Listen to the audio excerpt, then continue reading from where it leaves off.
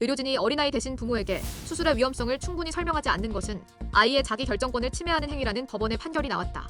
법조계에 따르면 광주지법 제11민사부는 환자 유족 3명이 전남대학교 병원을 상대로 제기한 의료손해배상 소송에 대해 원고 일부 승소 판결을 내렸다. 원고들은 2021년 7월 전남대 병원에서 숨진 6살 아이의 유족들이다. 2차 병원에서 장폐색 의심 진단을 받은 환자는 상급 종합병원 응급실로 옮겨졌고 의료진은 응급수술을 집도했다. 환자는 수술 이후 병동에서 고열 등 증세를 보였고 심폐소생술에도 끝내 숨졌다. 유족 측은 의료진이 환자와 직접 대면 없이 해열제만 투여하도록 지시하고 수술 이후 심정지로 사망할 수 있다는 점이나 약물 투여 필요성, 치료 방법, 예후, 신체에 대한 위험성과 부작용에 대해 자세히 설명하지 않았다고 주장했다.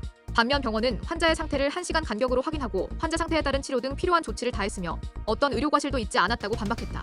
또한 수술의 목적, 효과, 수술 과정, 방법, 수술 합병증, 부작용에 대해서도 모두 설명했다고 주장했다.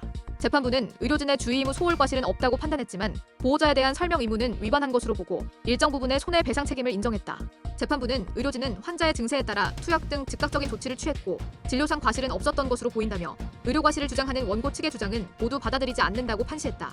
이어 재판부는 수술 당시 환자는 6살에 불과해 치료 내용과 필요성, 예상되는 위험성에 대해 이해하거나 자기 결정권을 행사할 수 없었다며 병원 의료진은 친권자인 원고 측에 수술에 대한 설명 의무를 이행했어야 한다고 지적했다.